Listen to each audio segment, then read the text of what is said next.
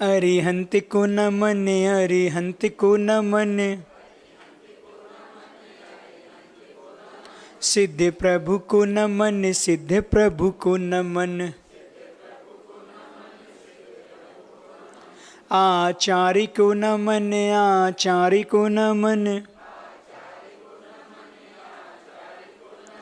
उपाध्याय को नमन, उपाध्याय को नमन, सर्व साधु को नमन, सर्व साधु को नमन, यह है मेरे पंच गुरु, इनको सदा नमन, इनके नमन से हो मुक्ति पथ पे गमन, इनकी ही भक्ति में हो मेरे मन वचन, अरिहंत जय जय, सिद्ध प्रभु जय जय, साधु जन जय जय, जिन धर्म जय जय, अरिहंत मंगल, सिद्ध प्रभु मंगल, साधु जन मंगल, जिन धर्म मंगल, अरिहंत उत्तम, सिद्ध प्रभु उत्तम, साधु जन उत्तम, जिन धर्म उत्तम, अरिहंत शरणा, सिद्ध प्रभु शरणा, साधु जन शरणा, जिन धर्म शरणा, चार शरण अगे हरण जगत में, और न शरणा हितकारी, जो जन ग्रहण करे वे होते, अजर अमर पद के धारी, नमस्कार श्री अरिहंतों को, नमस्कार श्री सिद्धों को, आचार्यों को, उपाध्यायों को, सर्वलोक के संतों को, सर्वलोक के संतों को, अनंत आनंद सिद्ध परमेष्टि भगवंतों की, मूल नायक श्री 1008 शांतिनाथ भगवान की, वर्तमान शासन नायक भगवान महावीर स्वामी की, वर्तमान के वर्धमान हम सबके आराध्य गुरुदेव भगवान श्री विद्यासागर जी महाराज की, 3 कम 9 कोटि मुनि महाराजों की। चलिए पंच महागुरु भक्ति से अपन शुरुआत करते हैं। सुरपति सिर पर किरीट धारा, जिसमें मणियां कई हजारा,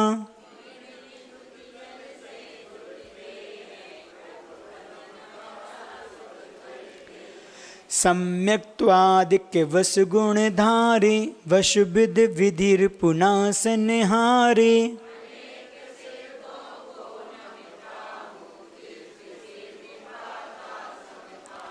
श्रुत सागर को पार किया है, सुचि संयम का सार लिया है,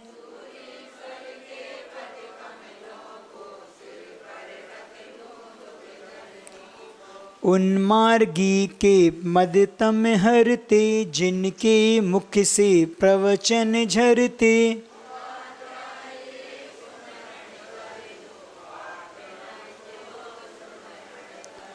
समदर्शन के दीपक द्वारा, सदा प्रकाशित बोध सुधारा,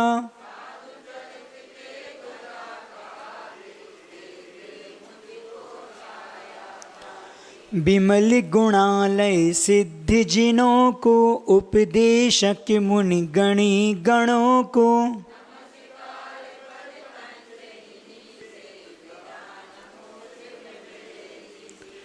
नमस्कार वर मंत्र यही है, पापी नसाता देर नहीं है।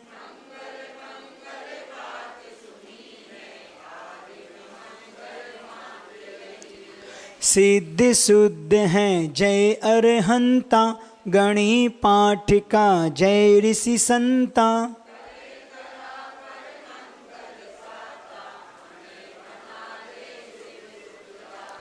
सिद्धों को जिनवर चंद्रों को, गणनायक पाठक वृंदों को।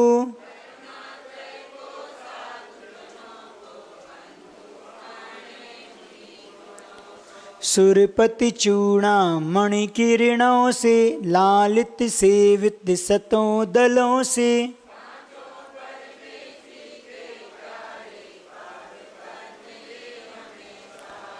महाप्रातिहार्य से जिनकी, शुद्ध गुणों से सुसिद्ध गण की।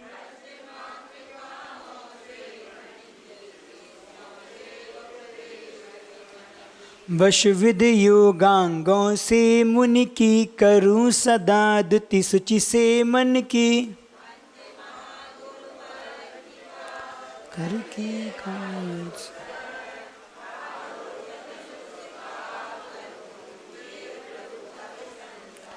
लोक शिखर पर सिद्ध विराजे, अगणित गुण गण मंडित हैं।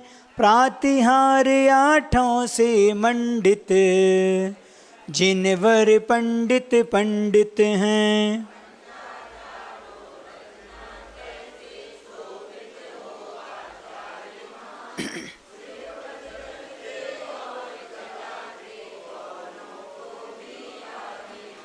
उपाध्याय उपदेश सदा दे, चरित्र बोध का शिव पथ का। रत्नत्रय पालन में रत हो, साधु सहारा जिन मत का।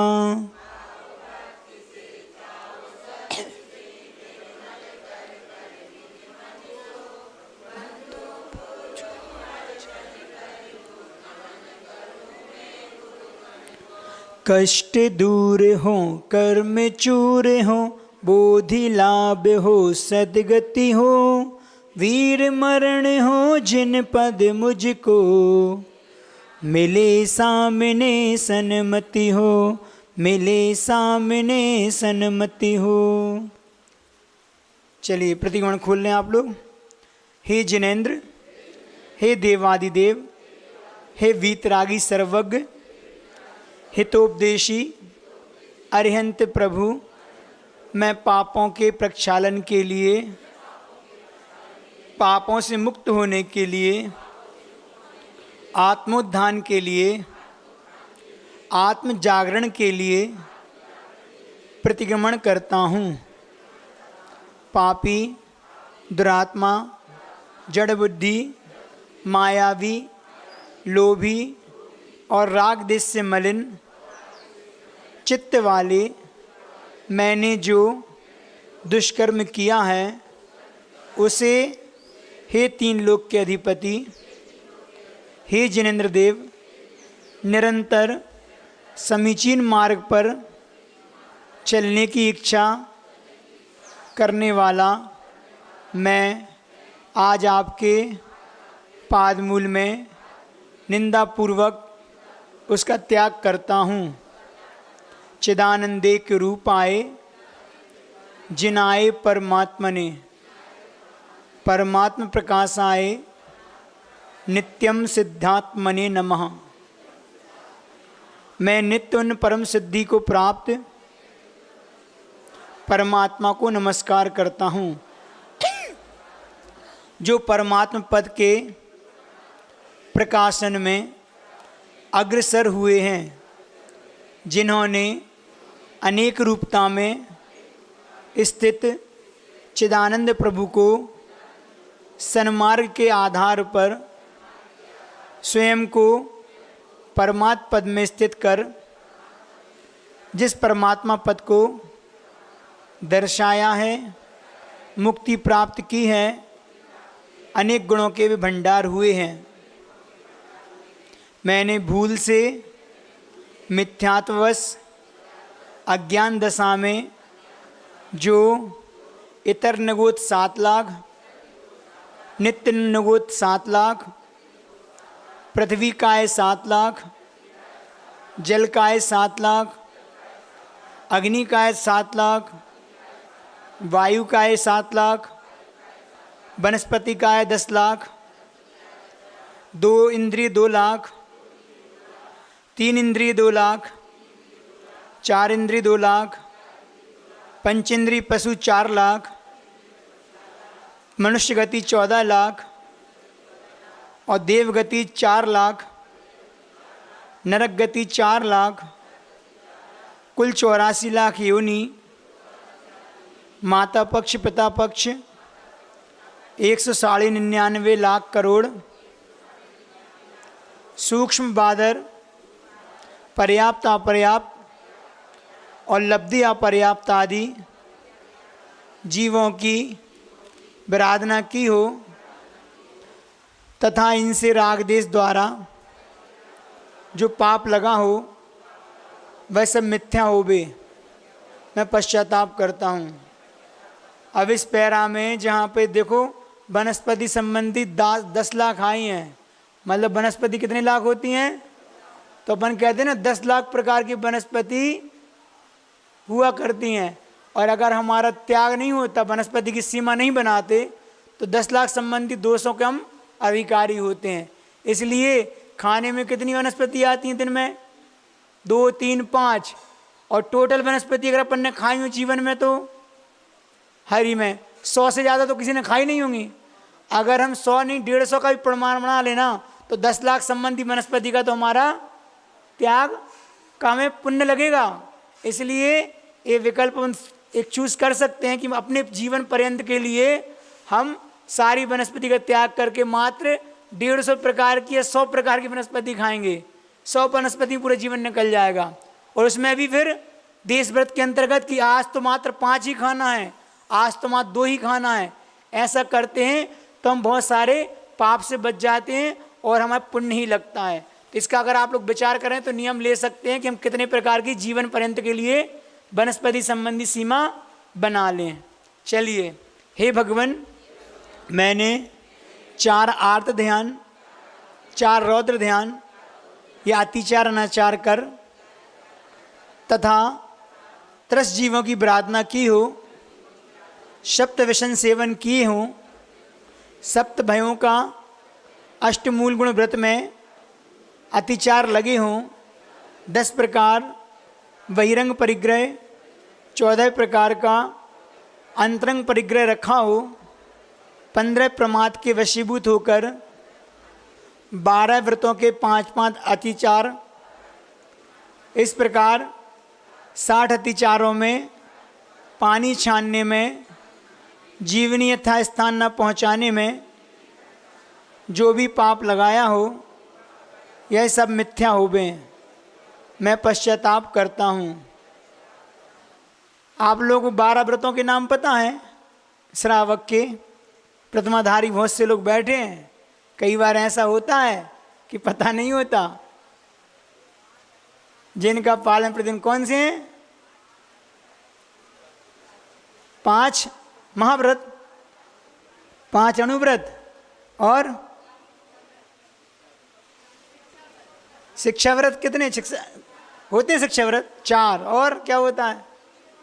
3 गुण व्रत होते हैं। टोटल 12 हो गए ना। इनके नाम भी आप लोगों को पता होंगे। 4 शिक्षा व्रत कौन से होते, 3 गुण व्रत कौन से होते हैं? कौन से होते हैं? हमें सुनाई नहीं दे रहा हूँ। सामायिक, हाँ नहीं कोई बात नहीं, बैठ के बोलो लेकिन आवाज आ जाए बस। सामायिक, प्रोषदोपवास, और कौन सा है? अतिथि संविभाग, और एक और पूजा कहाँ से आ गई थे? अरे भोग, उपभोग परिभोग भी आता है, ऐसा ही है ना। और एक और जगह सल लिखना भी आता कहीं। तत्वार सूत्र के अनुसार तो नहीं आता, लेकिन सापकाचार के अनुसार तो एक शिक्षा व्रत में कौन सा है? सल लिखना व्रत भी होता है। दिग्व्रत, देशव्रत और अनर्थ दंड, ये 3 गुण व्रत होते हैं। कम से कम अपन बार बार इसको दोहराते रहें, ये प्रतिदिन की हमारी ये क्रियाएं होती हैं। चलिए, हे भगवान, मैंने रौद्र परिणाम दुष्चिंतवन में, चलने में, हिलने में, सोने में, करवट लेने में, मार्ग में ठहरने में, बिना देखे गमन करने में, मेरे मन वचन काय द्वारा जो पाप ना समझ से या समझ से लगा हो, वह पाप मिथ्या हो, मैं पश्चाताप करता हूँ। हे भगवान, मैंने सूक्ष्म अथवा बादर कोई भी जीव पैर तले, करवट बदलने में, बैठने उठने, चलने फिरने, झाड़ू लगाने में, समारंभ आरंभ के द्वारा रसोई व्यापार इत्यादि आरंभ में सताए हों, भय पहुँचाया हो, मरण को प्राप्त हुए हों, दुख का अनुभव कराया हो, छेदन भेदन में, मन वचन काय द्वारा जाने वे जाने में दुख प्राप्त कराया हो, यह सब दोष मिथ्या हो, मैं पश्चाताप करता हूँ। ये बहुत महत्वपूर्ण वाला है, क्योंकि बारिश का समय है। सूक्ष्म कहो चाहे बादर करो, ये ऐसे सूक्ष्म त्रस्त जीव भी होते हैं जो हमारी दृष्टि का विषय नहीं बनते। वर्तमान में अगर जंगल आदि में आप लोग बैठो, आप लोग इतनी सूक्ष्म देखते नहीं हैं। इतने बारीक जीव होते हैं, इतने बारीक, वो चल रहे हैं अपने सामने। मतलब राई सुनो, खसखस का दाना भी 4 गुना बड़ा हो गया उससे। इतने सूक्ष्म दृष्टि बनते हैं जंगल में। उन सब में अपनी लातें आदि अपन पूरा काम करते रहते हैं। वो मरण को तो प्राप्त होते ही हैं। इसलिए बुद्धिपूर्वक जब हम इसको पढ़ते हैं ना, तो वो हमारे भावों में वो चीज़ आ जाए तो तत्संबंधी हम पाप से बच जाते हैं। तो ऐसे सूक्ष्म जीव भी होते हैं। ये सारे त्रस्त जीवों की बात हो रही है, स्थावर तो अपनी जगह है ही। मैं सर्व जिनेंद्रों को वंदना करता हूँ।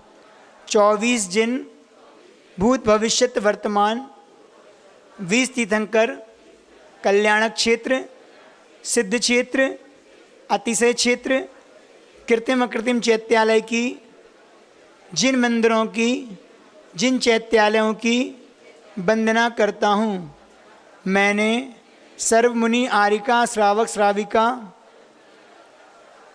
11 प्रतिमाओं में स्थित साधर्मी बंधुओं की बिना समझे अनुभवी संसारी भव्य जीवों की जो निंदा की हो, कटु वचन कहे हो, आघात पहुँचाया हो, विनय की हो तथा अन्य जीवों की निंदा ग्रह की हो, तो वह सब पाप मिथ्या हो, मैं पश्चाताप करता हूँ।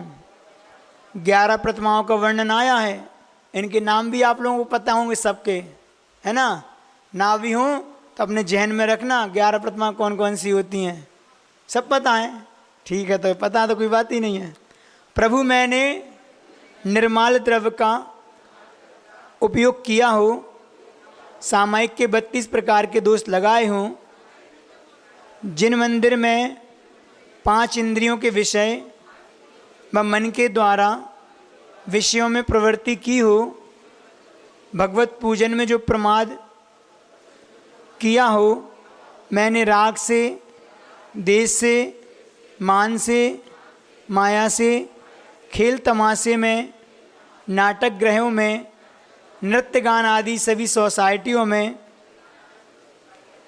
पिक्चर में ग्रहित अग्रहित मिथ्यात्व द्वारा जो कर्म नौ कर्म संग्रहित किए हों, व जो भाव दूसरों के प्रति अहित के हुए हों, वह सब मिथ्या हो, मैं पश्चाताप करता हूँ। जुआ, मांस, मदिरा, शिकार, वेश्यागमन, चोरी और पर स्त्री रमण, इन सप्त वैष्णव में जो पाप लगा हो, तस्मिच्छामि दुक्कड़म। अब यहाँ सप्त वैष्णव के नाम दिए तो सब ये ना लगाएं कि सप्त वैष्णव जो मोटे मोटे होते हैं उनको माने। जैसे जुआ का तो गुरुजी कहते हैं कि बिगर मेहनत के, बिगर पुरुषार्थ के न माल खरीदा न किसी को बेचा, मात्र वायदे के माध्यम जो व्यापार होता है वो भी हमारा इसी के अंतर्गत आएगा, जुआ के अंदर। अब वायदा व्यापार होता है ना आजकल, वो सारी चीज़ें और भी बहुत से जिसके माध्यम से मात्र अकेली कमिटमेंट हो जाता है, न माल का खरीदना होता है, न बेचना होता है, बस अकेली वादे के माध्यम से जितनी भी क्रिया होती है वह सब जुआ में आएगा।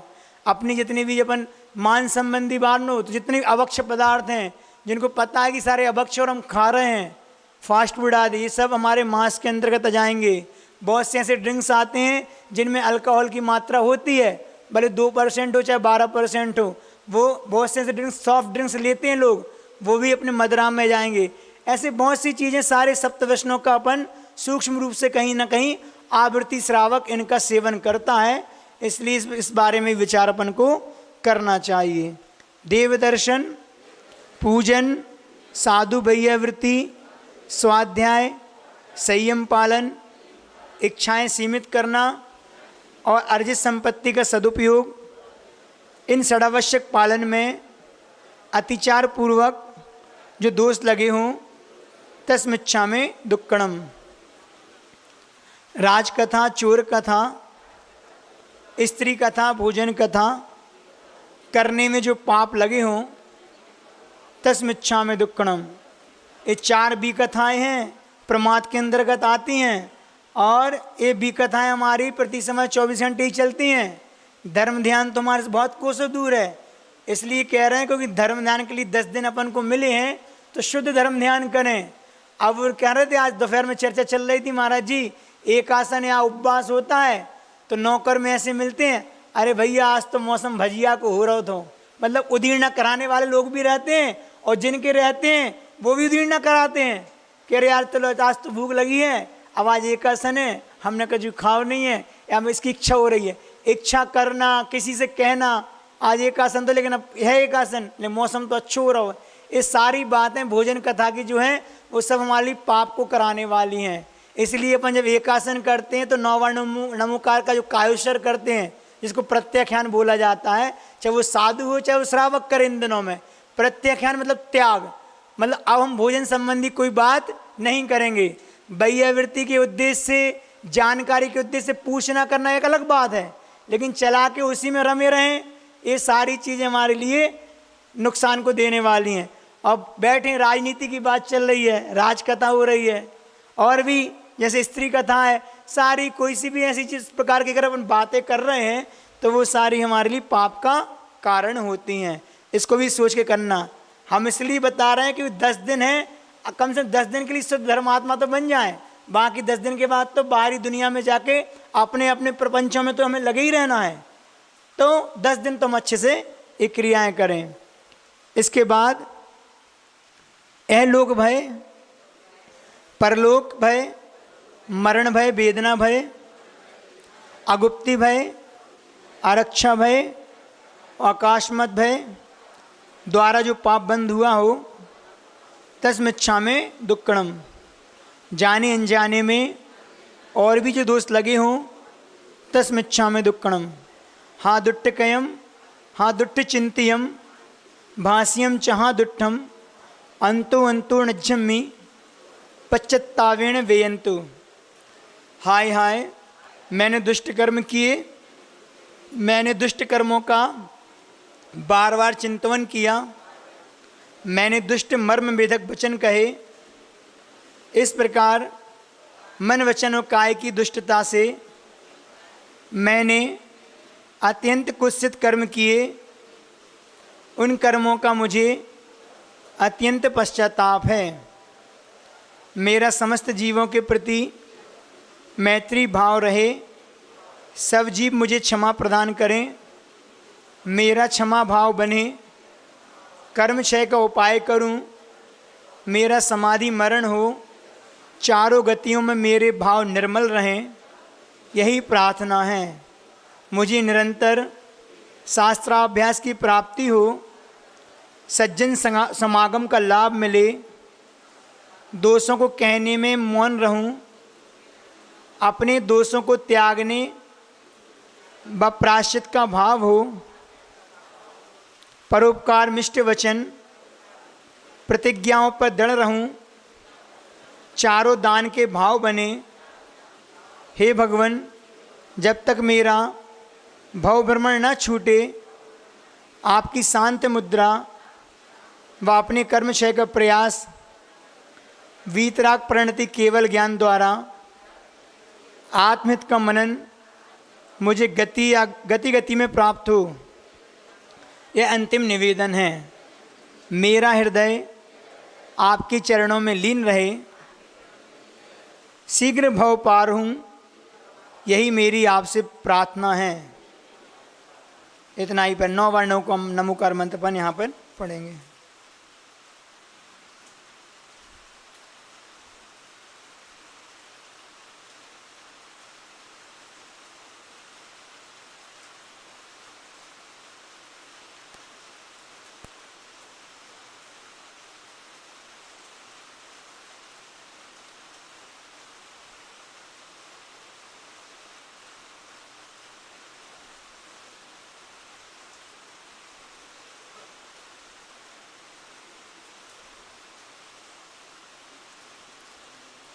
चलिए सामायिक पाठ निकाल के वो करते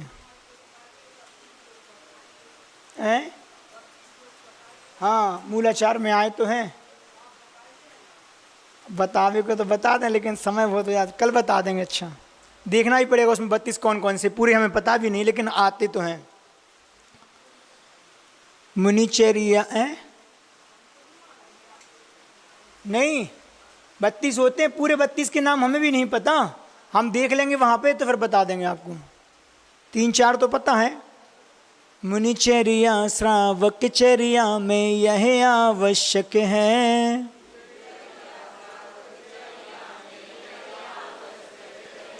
ममता तजना समता भजना ही सामायिक है। चलो फिरो मत हिलो डलो मत बोल नहीं बोलो,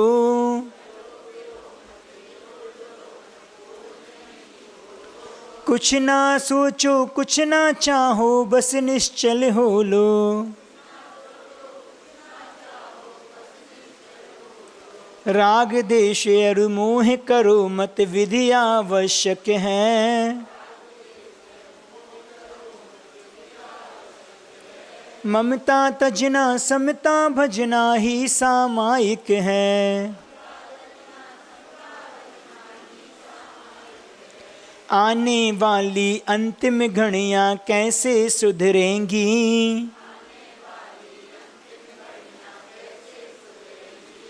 जीवन की दुर्लभतम घड़ियां यदि ये बिगड़ेंगी, अरे संभलना आज संभल जा अति आवश्यक है, ममता तजना समता भजना ही सामायिक है। क्षमा भाव से क्रोध जीत लो मान विनय धर के,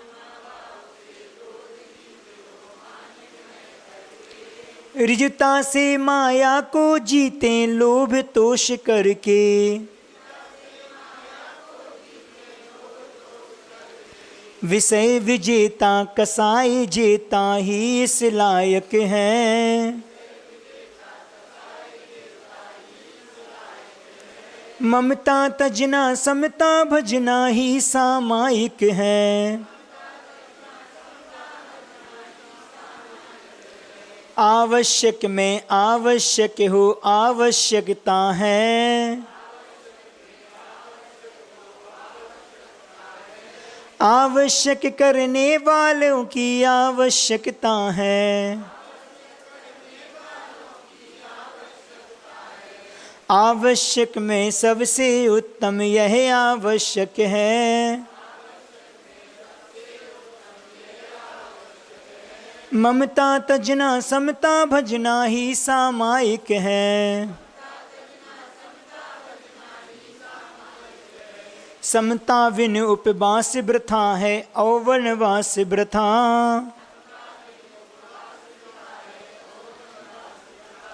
मौन ध्यान अध्ययन अध्यापन जानो व्यर्थ प्रथा, समता धन ही संत जनों को शिव सुखदायक है।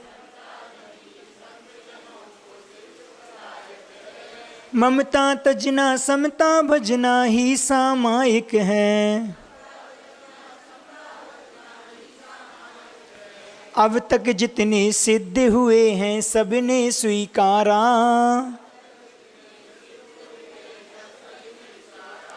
सिद्ध हो रहे आगे होंगे सामायिक द्वारा।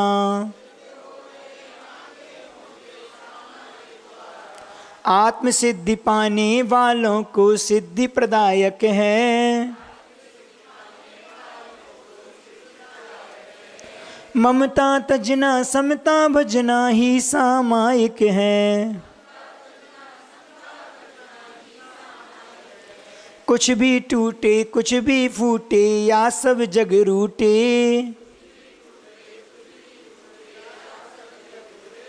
काया छूटे माया छूटे या सब जग छूटे। समता ताला कभी न छूटे परमावश्यक है। ममता तजना समता भजना ही सामायिक है। राजाओं ने राज तजा है जिसके पाने को।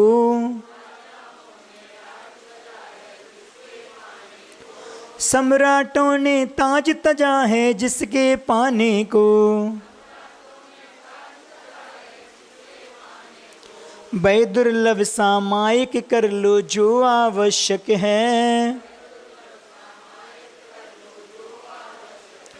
ममता तजना समता भजना ही सामायिक है।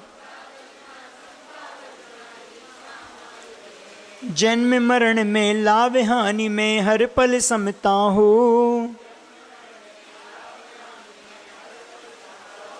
शत्रु मित्र में कांच कनक में समता समता हो। समता लाओ सुख सब पायो ये सुखदायक है। ममता तजना समता भजना ही सामायिक है। सर्व गुणों का यह खजाना निज को पाना है। इसको लेने कहीं न जाना निज में आना है। आत्म शांति की यही विधि है यही विधायक है। ममता तजना समता भजना ही सामायिक है। सामायिक जप सामायिक तप सामायिक व्रत है। ध्यान दुग्ध धारा से निकला सामायिक घृत है। आत्म तत्व के अन्वेषी को नित्य आवश्यक है। ममता तजना समता भजना ही सामायिक है। मैं ही कर्ता कर्म करण हूँ मैं ही क्रिया हूँ। मैं ही चेतन मैं ही चिंतन मैं ही चर्या हूँ। मेरी सामायिक ही मुझको हित संपादक है। ममता तजना समता भजना ही सामायिक है। यही ज्ञान है यही ध्यान है यही साधना है। यही भाव है यही भावना यही भासना है। इस पथ पर चलने वाला ही शिव पथ नायक है। ममता तजना समता भजना ही सामायिक है। हे समता धर पारस प्रभु बर तुम्हें नमन मेरा।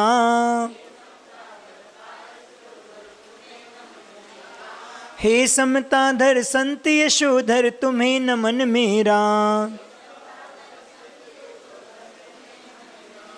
सामायिक में समता धरना सदा नियामक है। ममता तजना समता भजना ही सामायिक है। ममता तजना समता भजना ही सामायिक है। यहाँ पर यशोधर मुनि को याद किया है। कौन से यशोधर मुनि है ये? कौन से हैं? श्रेणिक वाले हैं ना? और भी हुए ना यशोधर मुनि? कौन सी कहानी में आते बताओ? हैं? आटे के मुर्गा वाली कहानी आती ना, उस कहानी में भी यशोधर मुनि का चरित्र है। और यहाँ पे जो बात हो रही है, ये उपसर्ग को जीतने वाले यशोधर मुनि राजा श्रेणिक के उपसर्ग के माध्यम से, जिस उपसर्ग को करने से राजा श्रेणिक ने सप्तम पृथ्वी का बंद किया था, ऐसे वे यशोधर मुनि हैं जिनने समता से सहन किया। तो यहाँ पे अपनी सामायिक का ये विषय हुआ। अब ध्यान की थोड़ी सी प्रक्रिया करें अपन। उसके लिए आप लोग भूमिका बना लें। सबसे पहले अपने हाथों को ज्ञान मुद्रा में देते हुए दोनों पैरों पर हाथ रख के आंखें बंद करके शरीर को ढीला छोड़ के अपन ध्यान करते हैं ओंकार ध्वनि के साथ।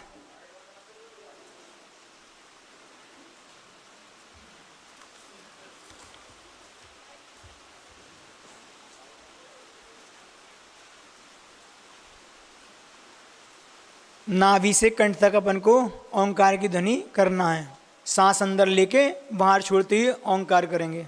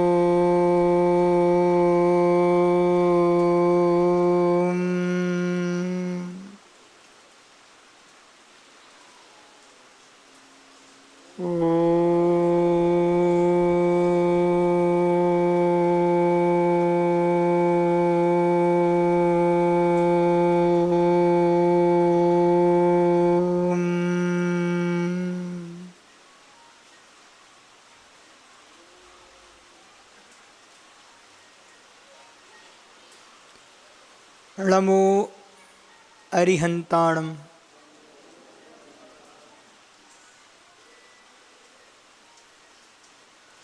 मैं अरहंत को नमस्कार करता हुआ चिंतन मात करें अपन कि मैं अपने अंदर में अरहंत प्रभु की प्रतिमा को स्थापित करके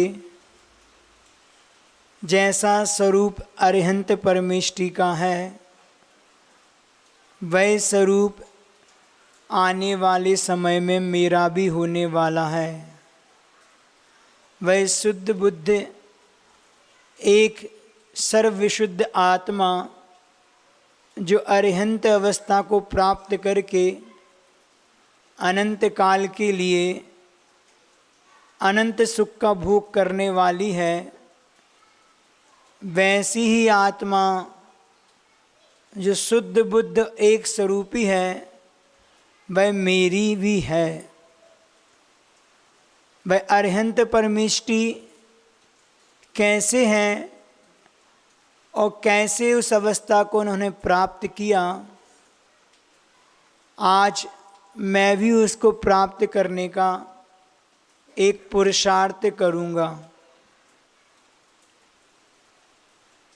अनादिकाल से यह जीव चारों गति संबंधी 84 लाख योनि में भ्रमण कर रहा है। वह जीव कोई और नहीं, मैं स्वयं हूँ, मेरी स्वयं की आत्मा है। और इस 84 लाख योनि में भ्रमण का मात्र एक ही कारण है, वह है मेरा मिथ्यात्व। मैंने अपनी श्रद्धा की वह निर्मल पर्याय को आज तक प्राप्त नहीं किया, जिससे मेरा संसार का भ्रमण चल रहा है। पर आज मैं ऐसा महसूस कर रहा हूँ कि सच्चे देव शास्त्र गुरु के प्रत्यक्ष रूप से दर्शन के माध्यम से, देशना के माध्यम से, वह श्रद्धा की विशुद्ध पर्याय जिसको सम्यक दर्शन कहते हैं, मुझे प्राप्त हुई है। अभी तक मैं गुणस्थानों से ऊपर उठ ही नहीं पाया। आज मैं प्रथम से चतुर्थ गुणस्थान को प्राप्त हुआ हूँ। आज अंदर ये भावना आई है कि मैं भी अपने मोक्ष मार्ग को प्रशस्त कर सकता हूँ, कर रहा हूँ। मैंने छोटे छोटे रूप में व्रतों को अंगीकार किया, करने के बाद भी जो आत्मसंतुष्टि मेरे लिए होनी चाहिए, वह आत्मसंतुष्टि अभी तक प्राप्त नहीं हुई। मुझे पता है कि यह प्राप्त कैसे होगी, उसके लिए मैं प्रयास कर रहा हूँ। अभी तक मैंने 148 कर्म प्रकृतियों में 41 प्रकृतियों का मात्र संवर किया है। प्रथम गुणस्थान वर्ती 16 प्रकृतियाँ और द्वितीय गुणस्थान वाली 25 प्रकृतियाँ, इनका योग करें तो 41 प्रकृतियों का संवर करके मैंने सम्यक दर्शन को प्राप्त किया है। वह सम्यक दर्शन जो इतना दुर्लभ है, इतना दुर्लभ है कि इसको प्राप्त करना मतलब सागर से रत्न को खोज करके लाना है। आज मुझे ऐसी ही अनुभूति हो रही है जैसे मुझे कोई दुर्लभ निधि मिल गई हो। आज मेरी श्रद्धा जो उस विशुद्धि को प्राप्त नहीं हुई थी, मैं अनुभव कर रहा हूँ, वह विशुद्धि मेरे अंदर है। 5 प्रकार की लब्धियाँ जो अंतरंग के परिणामों में हुआ करती हैं, जो मेरी दृष्टि का विषय नहीं है, लेकिन मुझे एहसास हो रहा है उन पंचलब्धियों के माध्यम से मैंने सम्यक दर्शन को प्राप्त किया। प्रथम लब्धि क्षयोपशम लब्धि, जिसका कार्य यह है कि जो मैंने अभी तक कर्मों की उत्कृष्ट स्थिति को बांधा था, अपने परिणामों की निर्मलता से मैंने उस स्थिति को अंता कोड़ा कोड़ी सागर का कर दिया। मुझे मालूम है कि अंता कोड़ा कोड़ी कितना होता है, तो जो कर्म मैंने बांधा था वह तो समुद्र के समान था और अपने परिणामों से सत्ता में स्थित उन कर्मों को मैंने बूंद के बराबर कर लिया। और नवीन जो कर्म का बंध है वह भी अंता कोड़ा कोड़ी सागर का बंध हम कर रहे हैं। इससे ज़्यादा बंध मुझे नहीं होगा। और विशुद्धि बढ़ी तो विशुद्धि लब्धि को प्राप्त हुआ। उस विशुद्धि के माध्यम से मेरे भाव देव शास्त्र गुरु के चरणों में जाने के हुए। मैं गुरु के चरणों में बैठकर उनकी देशना का पान करता हुआ देशना लब्धि को प्राप्त हुआ। और देशना लब्धि के माध्यम से प्रायोग लब्धि में मैंने वो परिणाम किए जो पूर्व में ना हुए।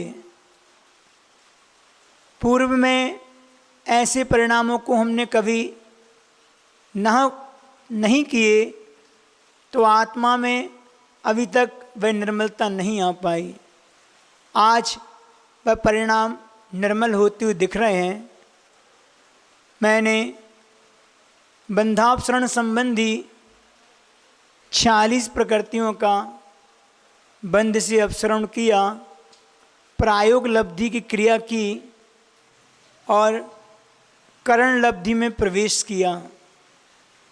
करण लब्धि, करण अर्थात परिणाम, हमने 3 प्रकार के परिणाम किए।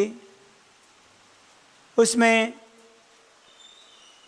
अनिवृत्तिकरण परिणामों के द्वारा मैंने अंत समय में जो मिथ्यात्व था, जो अनादि काल से मेरे साथ लगा हुआ था, उसके खंड खंड किए।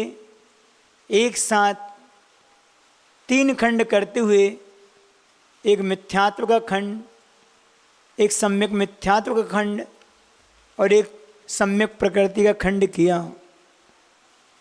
वह करण परिणाम के द्वारा सम्यक्त संबंधी मुझे उपसम सम्यक दर्शन की प्राप्ति हुई। आज वह उपसम सम्यक दर्शन को प्राप्त करके मैं अनुभव कर रहा हूँ कि मेरा संसार बहुत चुल्लू भर बचा है। जो अभी तक तो अनंत काल के लिए था, मात्र मेरे विशुद्ध और विशुद्ध परिणामों के द्वारा बहुत थोड़ा बचा है।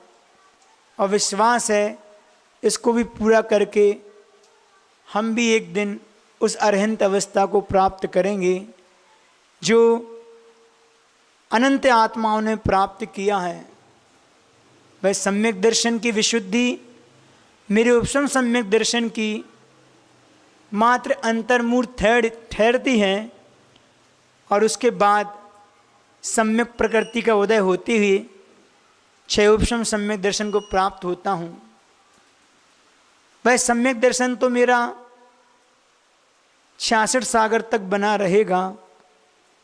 उसी सम्यक दर्शन को प्राप्त कर मैं देव शास्त्र गुरु की आराधना में लगा हूँ, अपने परिणामों को निर्मल कर रहा हूँ और मोक्ष मार्ग में चलने का मेरा प्रयास जारी है।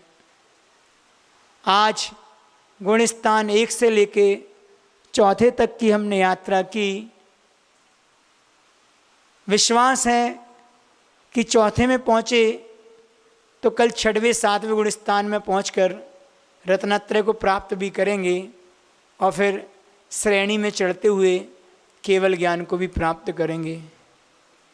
जब करेंगे तब हमारा चिंतन, हमारी अनुभूति कैसी होगी?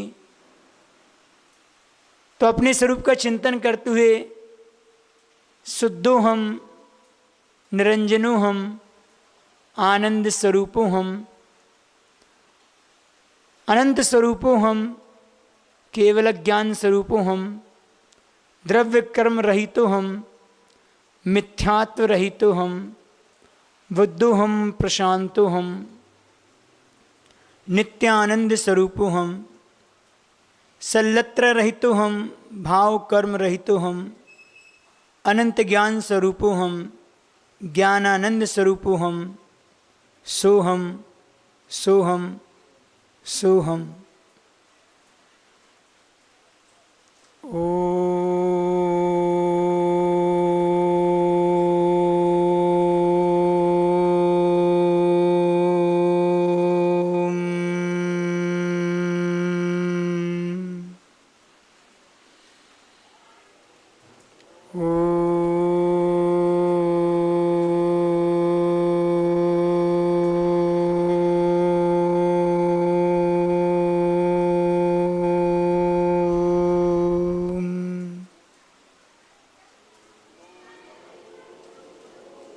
अपनी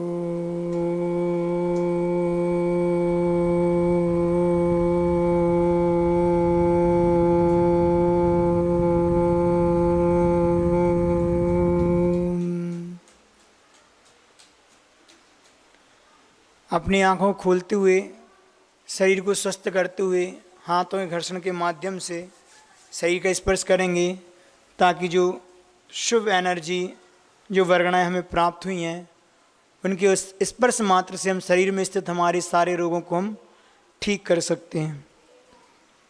ये ध्यान अपन अपने रोग पर भी लगा सकते हैं। कल अपन इसके बारे में चर्चा कर सकते हैं, जैसा होगा देख के बताएंगे। 15 से 17 मिनट होगा, इतने में ही पता नहीं चलता। अगर अपन चिंतन ऐसे चलता रहे, दिमाग में घूमते ना, तो आप लोग को 48 मिनट नहीं, ऐसे 2.5 घंटे की सामग्री बहुत निर्दोष तरीके से हो जाएगी। चलिए थोड़ी सी बात, आज चौथा दिन है पर्युषण पर्व का, उत्तम शौच धर्म का।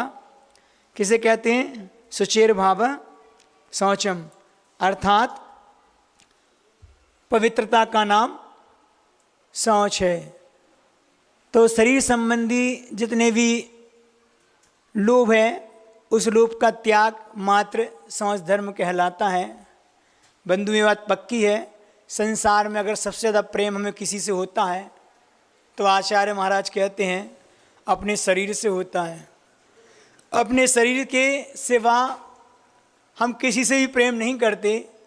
प्रचलन में भले आप कहें कि परिवार में मुझे माँ से प्रेम होता है, पिता से प्रेम होता है, लेकिन बात जब अपने आप में आती है तो व्यक्ति अपने शरीर से ही प्रेम करता है। और अपन देख लें, सुबह उठते के साथ और रात में सोते साथ जितनी भी क्रियाएं होती हैं, वह सारी हम अपने शरीर के पोषण के लिए करते हैं। सुबह से उठना, ब्रश करना, फ्रेश होने जाना, नहाना, खाना, जो कुछ भी है, ये सारी श्रृंगार आदि क्रियाएं, ये सारी हमारे लिए शरीर के पोषण के लिए होती हैं। और ये बात भी पक्की, जितना करते हैं पुनः वह मल के रूप में परिवर्तित भी होती है। आप चाहे कितना ही श्रृंगार कर लें, आप कितने ही स्नान आदि कर लें, पुनः ये शरीर हमारा कैसा है? घृणित है। कि आप कितना ही कुछ करें, आप लोग ब्यूटी पार्लर आदि जाके घंटों अपना श्रृंगार कराती हैं, अगर वह सुंदरता ऐसी होती तो बनी रहनी थी, लेकिन 2 घंटे के बाद उसको धोना भी पड़ता है। क्यों धोना पड़ता है? क्योंकि वह जितना भी सुगंधित पदार्थ था वह सब मल के रूप में परिवर्तित हो गया। भोजन के प्रति हमारी आसक्ति देखी जाती है, वह सब शरीर के पोषण के लिए तो ही है। हम अच्छा खाते हैं, लेकिन अपन देख लो खाने के बाद क्या होता है। मुंह के अंदर जाने मात्र से, पेट की तो बात छोड़ो, जो होगा पेट में बात की, लेकिन मुंह में जाने के बाद अगर हम 4 बार चर्वण कर लेते हैं और उस पदार्थ को आप मुंह खोल के बाद में देखना, तो देखने साथ भी जो हम मुंह में रखें उसको खाने का मन नहीं होता। ये हमारी परिणति होती है। कहते हैं ना कि उतरी घाटी हुई माटी, सारी चीज़ें माटी के रूप में होती है। नम मल द्वार हमारे शरीर में लगे हैं, उन सब से मल ही झरता है और ये अशुद्ध है, पूरा शरीर अपवित्र है। लेकिन आचार्यों ने इसको कहीं पर पवित्र भी कहा है कि ये शरीर भी रत्नत्रय के माध्यम से पवित्र हो जाता है। इसीलिए आप लोग उस शरीर की पूजा भी करते हैं। द्रव्य से चाहे वो गुरु हो चाहे वो भगवान हो, क्यों कि उनने अपने शरीर को इतना पवित्र कर लिया, अपनी आत्मा को रत्नत्रय से इतना शुद्ध कर लिया कि वो आज हमारे लिए पूजनीय हो गए। तो पूज्यता को हम प्राप्त करें, ऐसी भावना तो होना चाहिए। लेकिन शरीर के श्रृंगार के लिए अगर हम लगे रहें तो ये बात पक्की है कि वह श्रृंगार हमारे लिए पाप का ही कारण बनता है। बहुत अच्छी एक बात लिखी एक जगह कि शरीर में स्थित सप्त धातु, जिस शरीर की बात कर रहे हैं, सप्त धातुओं से बना ये शरीर है, रक्त आदि मांस आदि से, उसको सबसे अशुद्ध माना है। आहार आदि में बाहर दिख जाएं या निकल आए तो अंतराय आदि बताया है। अगर उनको छू लें हड्डी आदि को तो स्नान आदि बताया है। साधु के लिए अगर हड्डी का स्पर्श हो जाए पंचेंद्र जीव का, तो कहते हैं आपको अपने कमंडल के मतलब प्रायश्चित दंड के रूप में सिर से पानी नीचे तक डालना होता है। तो बहुत सी चीज़ें होती हैं, लेकिन एक स्थान पे लिखा है कि शरीर में स्थित सप्त धातु भी शुद्ध हैं। शुद्ध हैं किसकी अपेक्षा? किसकी अपेक्षा? उस राग देश और मोह की अपेक्षा। राग देश को अशुद्ध बता रहे हैं, शरीर में स्थित सप्त धातु तो फिर भी शुद्ध हैं उस राग देश मोह की अपेक्षा। क्यों? क्योंकि सप्त धातु के रहते तो केवल ज्ञान उत्पन्न हो सकता है, होता है, लेकिन जब तक राग देश और मोह लगे रहेंगे केवल ज्ञान की प्राप्ति 3 काल में और 3 लोक में नहीं हो सकती। आचार्य कुंद कुंद महाराज ने कारिका लिखी है कि रत्तो बंददि कम्बम मुंचदि देवो विराग संपन्नो ऐसो जुनो बदेशो तम्हा कम्मेशु महाराज। वह कहते हैं कि जो राग होता है वह बंध का कारण है, वो बंध संसार का कारण है, और हमारी वीतरागता वैराग्य जो है वह हमारे लिए संसार से मुक्ति में कारण है। इसलिए हे भव्य प्राणी तू राग न कर, और हमारा राग आज इन सबसे होता है। 3 चीज़ों से विशेष राग होता है, एक धन वैभव से, एक पुत्र से, और एक लोक यश आदि वैभव प्राप्त हो, यश प्राप्ति का मतलब एक धन की ऐष्णा, मतलब धन की लोकेशना, एक पुत्र की ऐष्णा, और एक यश की ऐष्णा, लोकेशना जिसको बोलते हैं। ये चीज़ें होती हैं जो हमारे लिए लोभ को करने में कारण बनती हैं। इसलिए जितना हो सके अगर शरीर की पवित्रता बनानी है तो धर्म ध्यान के माध्यम से नियम संयम के साथ से अपने जीवन को उठाएं, तो फिर भी हमारा वो शरीर को धारण करना सार्थक है, नहीं तो अशुद्ध तो अपने आप में है ही। सनत कुमार मुनि का प्रसंग अगर आप लोगों ने सुना हो तो कहते हैं सनत कुमार मुनि इतने सर्वांग सुंदर थे, वह 24 कामदेव में कामदेव थे, और उनकी सुंदरता का वर्णन जब देवों में होता था। एक बार देवों के अधिपति इंद्र ने उनकी सुंदरता का वर्णन किया तो 2 देव उनकी परीक्षा के लिए नीचे आए कि देखें कि देवों से भी सुंदर ऐसा कौन सा मनुष्य हो गया। और जब देखने आए तो आपको पता होगा, कहानी पढ़ी होगी, कि वो मल्ल युद्ध कर रहे थे, अपनी युद्धशाला में मल्ल का युद्ध कर रहे थे, तो पूरा शरीर उनका मिट्टी आदि तेल से छपा हुआ था। उसके बाद भी जब उन देवों ने उनका शरीर को देखा तो दांतों तले उंगली दबा ली कि जब ऐसी अवस्था में इनका शरीर इतना सुंदर है तो भगवान जाने जब इस श्रृंगार आदि करके राज पोशाक में आएंगे तो कितने सुंदर दिखेंगे। और सनत कुमार मुनि ने वो किया भी। जब वह राज पोशाक पहन के आए तो देखा कि उनकी सुंदरता, लेकिन देव तो देव थे, अवैधिक ज्ञान के धारी थे। उन्होंने लगा कि जो सुंदरता वहाँ दिख रही थी यहाँ क्यों नहीं दिख रही। वह राजा सनत कुमार मुनि जो थे वह अपने मुख में पान खाए हुए थे, और पान का जब उन देवों ने उनसे कहा इसका पीक इस पीक दान में डालो, तो डालते ही साथ क्या देखते हैं, उनमें जीवों की उत्पत्ति हो जाती है। वह देव यह कहकर चले जाते हैं कि राजा साहब भले आप अभी सुंदर हैं लेकिन कोई बड़ा रोग आपके लिए आने वाला है। राजा राजा थे, सनत कुमार ने सोचा कि रोग आए उससे पहले हम रोग के निवारण की कोई बात करें, और वैराग्य को प्राप्त होके उनकी जगह हम होते तो रोते गाते और अपना ट्रीटमेंट कराते। लेकिन उन्होंने सबको छोड़ के राज का त्याग करके मुनि बने, और मुनि बनने के बाद उन्होंने तपस्या की, और मुनि बनते ही उनके लिए वो कोड़ भी हुआ। ऐसा कोड़ जो वर्तमान में अपन देखने को नहीं मिलता, वही गलत कोड़ जिसके माध्यम से बदबू भी आती है। तो कहते हैं कि जब दर्शन करने वो देव आए, उतना सोच धर्म उस समय सनत कुमार के पास नहीं था, लेकिन जब उन्होंने मुनि अवस्था को प्राप्त किया और कोढ़ हो जाने के बाद भी उनके अंदर सोच धर्म आ गया। अर्थात उस समय वो पवित्रता नहीं थी जो पवित्रता इस रोग होने के बाद भी आ गई। तो ये अपनी अपनी पर्याय की बात है, हमारे लिए विचारणीय है कि हम कैसे इस धर्म को अपने जीवन में लेके आएं, क्योंकि आशा तृष्णा हमारी इतनी ज़्यादा है कि कभी हम उससे ऊपर उठ नहीं पाते। एक बहुत अच्छी लाइन है कि कहते इच्छा पूरी नहीं होती तो क्रोध बढ़ता। हम कोई इच्छा करते हैं वो नहीं मिलता तो वो क्रोध उत्पन्न में कारण बन जाता है। इच्छा पूरी नहीं होती तो क्रोध बढ़ता, और इच्छा पूरी होती तो लोभ बढ़ता। कोई इच्छा सोची, काम हो गया, आकांक्षा पूरी हो गई, तो अब नई दूसरी इच्छा खड़ी हो गई, तो ये क्या हुआ, ये लोभ बढ़ गया। इसीलिए कहा है कि जीवन की प्रत्येक परिस्थितियों में धैर्य धारण करना ही सबसे श्रेष्ठ है। क्यों? क्योंकि संघर्ष जितना बड़ा होगा जीत उतनी शानदार होगी। हम अपने जीवन में संतोष को धारण करें। संतोष नहीं आ पाता, इसलिए पूरे जीवन भर हम आकुल व्याकुल दुखी रहते हैं। संतोष का अर्थ संतुष्टि है और वही मेरी सफलता है। जरूरी नहीं कि कोई पैसे वाला व्यक्ति हो, खूब वैभव हो, वो सुखी हो, और ये जरूरी नहीं कि एक दरिद्र व्यक्ति हो, गरीब हो और वो दुखी हो। हमारी स्वयं की मानसिकता हमें सुखी दुखी करती है। हो सकता है उसकी तृष्णा उसके लिए हमेशा दुखी करी हो। और ऐसा होता है, जितने आप वैभव में बैठे हैं वो सारी हमारे लिए दुख का ही कारण बनती हैं। एक छोटा व्यक्ति हो सकता है सुखी हो सके, इसलिए हम जहाँ हैं वहाँ अपने आप में आत्म संतुष्टि है तो वही मेरी सफलता कहलाएगी। इसलिए इस बात का अपन को ध्यान रखना चाहिए। तो आशा की बात है, आशा पास महादुखदानी, सुख पावे संतोषी प्राणी। एक बहुत छोटा सा एग्जाम्पल था, कौतुक है, लेकिन लोभ के कारण आदमी को उल्टे मुंह की खानी पड़ती है।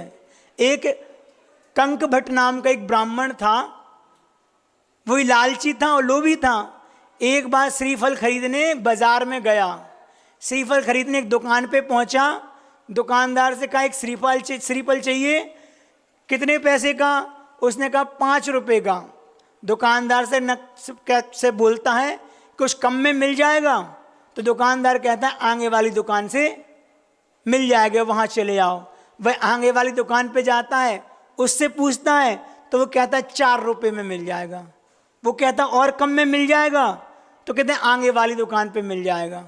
आगे पहुंचता है, पूछता है कितने का? तो 3 रुपये का। और कम में मिल जाएगा? आगे वाली भी मिल जाएगा। और आगे पहुंचता है तो कितने का? कहते 2 रुपये का। और कम में मिल जाएगा? तो वो दुकानदार कहता है कि फ्री में भी मिल जाएगा, बाजू में एक बगीचा है, वहाँ स्वयं जाके तोड़ लो। उसने सोचा इससे अच्छा क्या उपाय है कि पैसा ही ना लगे।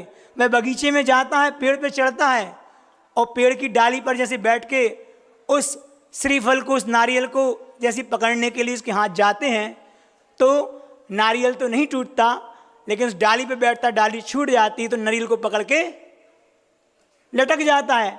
नारियल को पकड़, उसकी वो बहुत वो रहती है मजबूत। अब वो पकड़ा नारियल को, अब लटका नीचे, मरता क्या नहीं करता। अब नीचे से एक ऊँट वाला निकला, ऊँट पे बैठ के उससे कहता है भाई मैं तुझे 50 रुपये दूंगा, बस तू मुझे यहाँ से उतार ले। ऊँट वाला भी कहे ठीक है। तो जैसे ही ऊँट पे खड़े होकर ऊँट वाला उसके पैर को पकड़ता है, ऊँट नीचे से आगे निकल जाता है।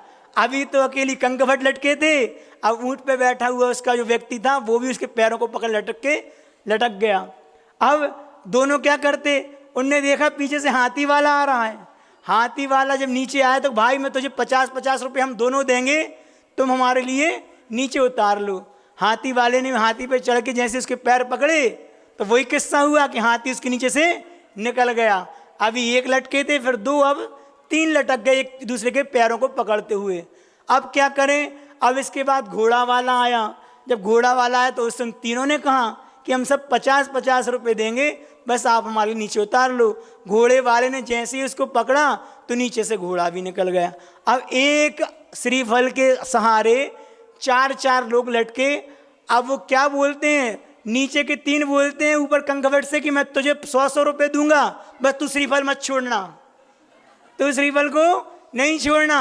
अब वो कंक भट्ट देखने लगा, अरे 100-100 ये तो बहुत, हाथ से गिनती करता है, 100 दूनी 200, 200 300 गिन नहीं पाता और चारों धड़ाम से नीचे गिरते हैं, सबके हाथ पैर टूट जाते हैं।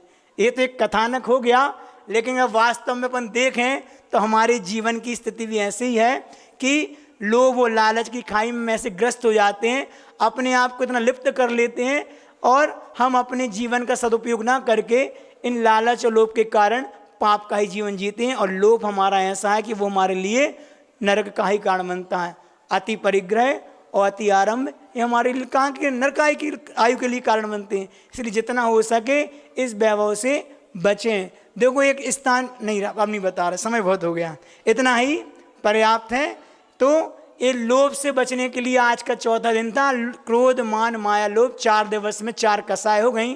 जब इस 4 कसायों से ऊपर उठ जाते हैं तब हमारे जीवन में सत्य धर्म आता है। तो वो कल हमारे जीवन में आएगा, कुछ नई बात लेके अपन भी बात करेंगे।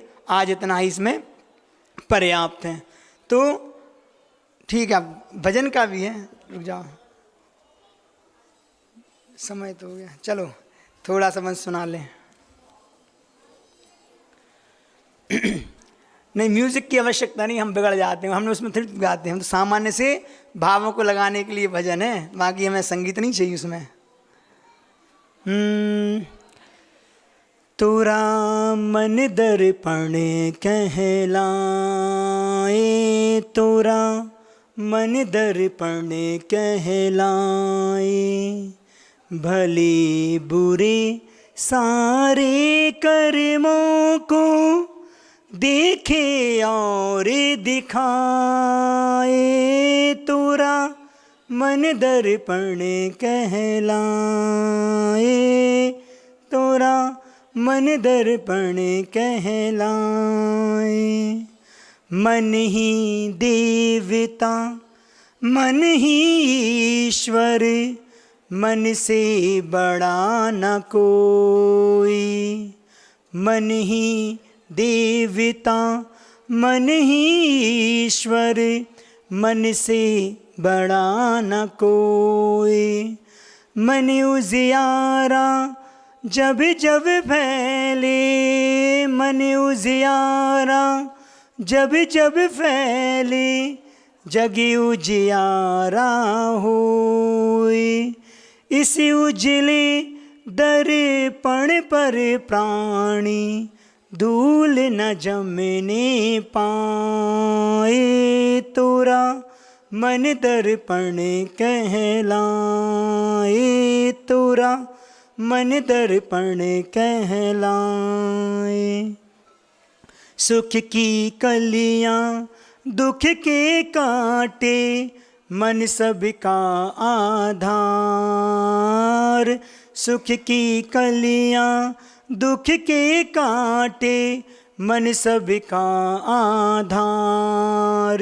मन से कोई बात छुपे ना, मन से कोई बात छुपे ना, मन के नैन हजार।